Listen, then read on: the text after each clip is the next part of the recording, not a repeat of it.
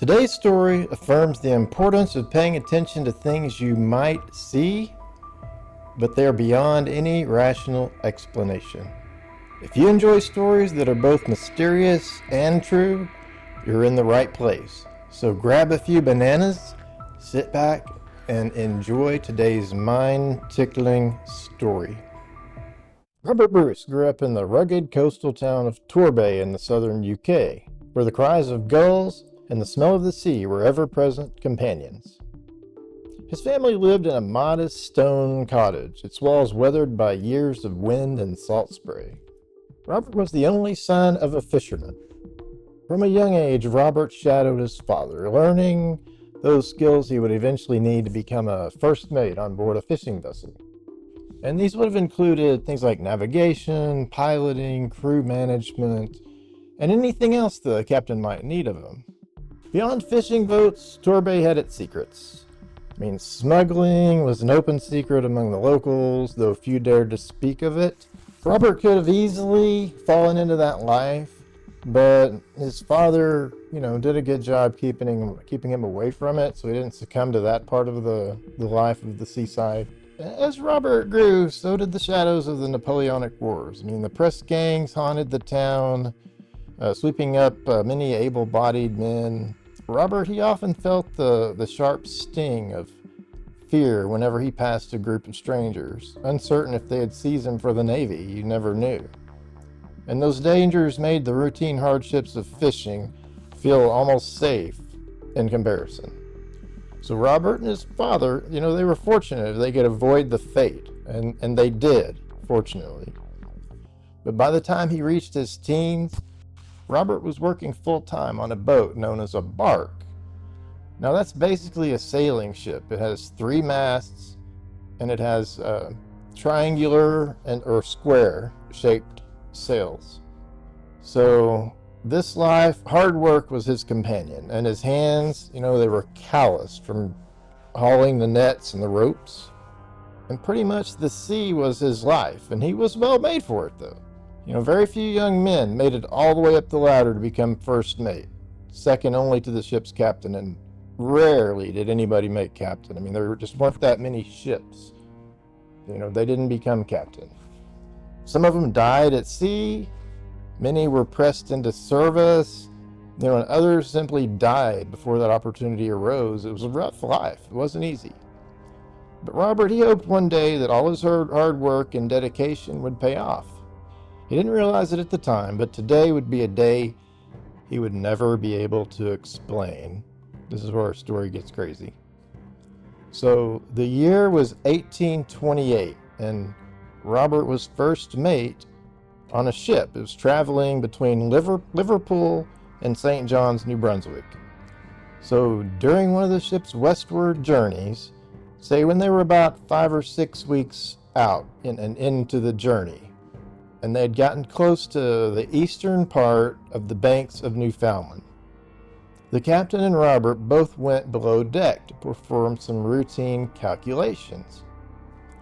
Well, Robert, his complete attention had been focused on his calculations, and oddly, they were different from what he expected. He made the calculations again and arrived at the same numbers as before. So, absorbed in his work, he hadn't really been paying attention to what the captain was doing. Remember, they both went down. And so when Robert finished his calculations, he called them out to the captain, thinking the captain was behind him working in his chair. Robert only wanted to know if the captain had arrived at the same navigational calculations he had, and possibly discover if he had made an error. He didn't know if he had messed up his calculations or what. But when he didn't get an answer from the captain, he asked again. This time he was kind of glancing, back over his shoulder, and the captain still didn't answer. So Robert, kind of growing a little bit agitated, he stood up and faced the cabin door to find out why the captain wasn't responding to him. Was he ignoring him or what? But rather than seeing the captain, he was astonished to see the face of a complete stranger. Now, Robert, he was not a coward. You can't be a coward when you're sailing. You got to be tough.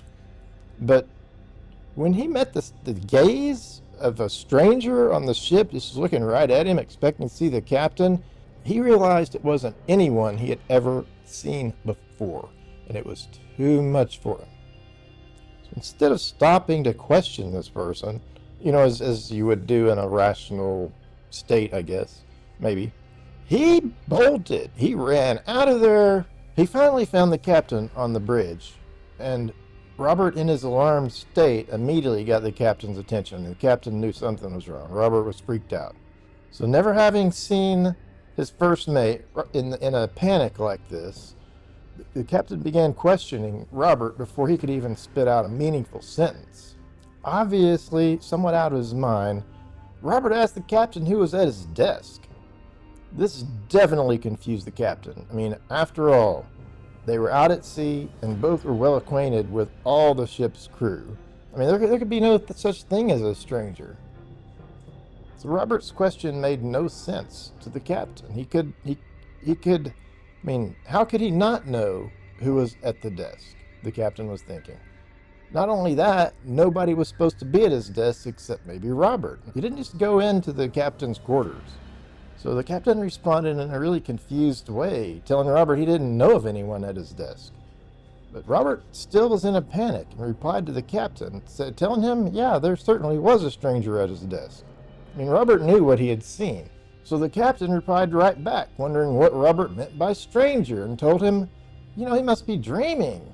With a seriously unsettling feeling rising in his gut, the captain further explained to Robert that he must have seen the steward. I mean, there had to be a logical explanation, right? So he must have seen the steward or the second mate down there. I mean, who else would venture down there without orders? He tried to get this across to Robert. Robert wasn't having it. He didn't want to hear that. Now, Robert was completely aware that he sounded like a lunatic. He sounded ridiculous. But he went right on arguing with the captain, as he knew what he had seen and he wasn't going to be that easily deterred. He insisted there was someone he didn't recognize sitting in the captain's chair, writing on the captain's slate. And he further explained that the man looked right up at him, like he should know him. He just looked right up at him. And he went on to assert that he clearly and distinctly saw this stranger, regardless of what the captain was saying to him. Now, this went on for a few more seconds, with Robert trying to convince the captain, of what he saw, and the captain was confused, and they were arguing about it, but was clearly impossible. It happened really fast. But the captain went on to ask Robert, he's trying to get through to him. He's like, how could a stranger be on board this ship when we had been at sea for almost 6 weeks, and there hadn't been any ports, they'd been out. There was no way someone could get on board the ship. I mean, they hadn't run into any other ships where someone could sneak on. There was no stowaways. I mean, it wasn't that big of a ship. They went ahead and searched the entire ship, and they could not find anyone who wasn't supposed to be there. But still, Robert persisted. I mean, he wasn't going to back down. He knew what he had seen. He had seen a man down there, and the man was writing on the captain's slate. And furthermore, Robert was so insistent that he swore that if this didn't happen, I guess it's a sailor thing, but he swore that if this didn't happen, he would never see his home or family again. The captain knew if Robert was correct, and he had seen someone writing on his slate, there would be some writing on the slate, right? Okay, I mean, there couldn't not be any writing on the slate. So, partly out of curiosity, and mostly to shut Robert up, the captain examined his slate to see if the alleged writing was there. He wanted to show Robert, no, there couldn't be any writing here. But astonishingly, the writing was there, just like Robert had described. And it wasn't the captain's writing. He knew he didn't write that.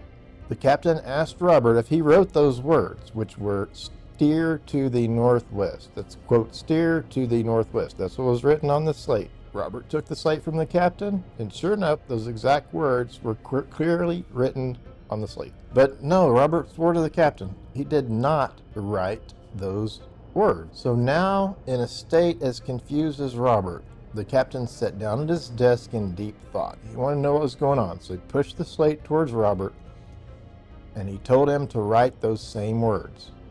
Well, the captain was not in any mood for games. He was ready to get to the bottom of this. Robert did as the captain ordered, and the captain compared the two handwritings. And then he told Robert to go tell the second mate that he wanted to see him down there. So the second mate came at the captain's request, and he also wrote those words. After him, the captain requested the steward. After that, one at a time, every other member of the crew came into the captain's quarters to write those words. So after all these guys came through, the captain realized none of their handwriting matched the handwriting that was written on the slate. By now, the captain was intrigued and unnerved. So he decided, against his better judgment, to follow the cryptic instruction, and he ordered the course be changed to the northwest, just like the word said. Now, hours later, a lookout shouted that he had seen an iceberg and a shipwreck up ahead. So Robert's ship approached the wrecked vessel. It was trapped in the ice with its masts broken and the decks were battered. And sure enough, there among that wreckage, they found desperate survivors who were half starved and half frozen. So the ship had been bound for Liverpool, but had become hopelessly trapped in the ice there weeks earlier. And all the people on board had resigned themselves to death. I mean, they knew the chances of somebody coming, it wasn't good. So Robert and the rest of their ship's crew began rescuing these survivors, taking them on board, helping them warm up, giving them something to eat. And it was at this point that Robert's heart nearly stopped for the second time that day. While attending to the survivors, Robert recognized a man whose face was unmistakable. It was the stranger he had seen hours earlier writing on the captain's slate. He had finally found the mysterious man, and he immediately reported this to the captain. So after each of the stranded people had been taken on board, and they were safe and well cared for, the captain approached this mysterious guy. He had to further investigate. So handing him his slate, the captain asked him to write the now famous words, quote, "steer to the northwest," unquote. The man complied, and when the captain compared the writing, it was identical to the handwriting of the mysterious message. Obviously, the survivor had no recollection of ever writing it because he had been shipwrecked in a completely different place at the time it was written. So further questioning the man, the captain discovered that while this man was shipwrecked there, thinking he was going to die, he fell into a deep sleep and had a dream. And he dreamed of a ship that would come and rescue them. And the ship in his dreams was, without question, the ship he was now safely on board. He described everything about it, just as he had seen in his dream. Its rigging, its sails, and everything inside. He described it all in perfect detail. Now, as with most mysteries, nobody knows how this happened or why it happened, only that it happened.